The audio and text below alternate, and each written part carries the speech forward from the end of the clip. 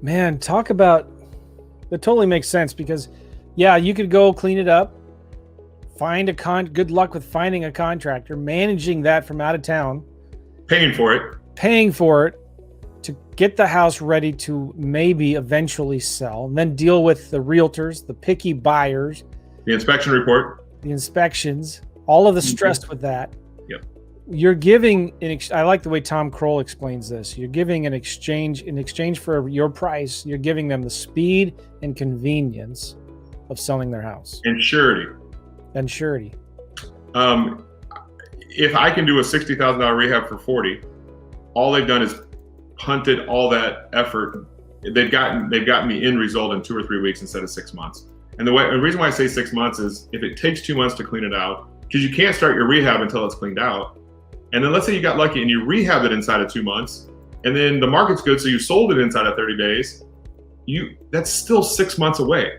And if mom's got that deficit of her pension versus, there's a lot of stress of who's going to pay for this. Joe, there's not a better time to meet a family.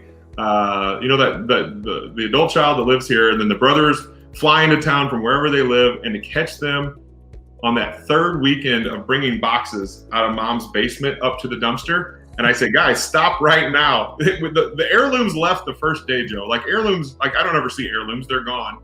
It's stuff, and then mainly trash after that, because mom's basement held everything. It held the VHS tapes, that all the stuff from her son's divorce and 10 years ago. It's like a landing pad for stuff, and that workout equipment that's in pristine condition, everything that lives in a basement. Taxes from 1973. Like, people don't throw things away. I wonder, have you ever tried to get leads from dumpster companies?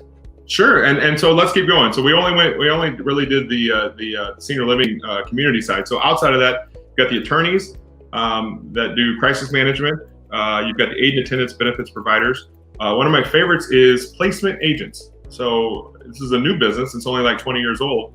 Placement agents are like real estate agents for the senior living world. And so they are phenomenal because they're sitting there in the house with the families going, hey, I know a guy named Philip that you would buy it just the way it sits. You don't have to clean it out. And they're like, oh my God, please give me that guy's number, right? And my job is practically done. If you can show up with a smile on your face and be a little competent, you can buy a lot of houses. Then also downsizing companies, which I think is right along with what you're saying with the dumpster companies. I'll give you the stats for St. Louis, or I should even step further back. There was a company called Everything But the House, and they raised some venture capital, like $60 million. And they said, we're only going to do estate sales of $15,000 and above, because the logistics of doing an estate sale is very expensive. And so in St. Louis, all my estate buddies say, good luck with that. The average sale price of people's possessions in St. Louis is $5,000, with the cost of doing the sale around $5,000. So all of that stuff is worth almost always, but they always think it's worth $1 million.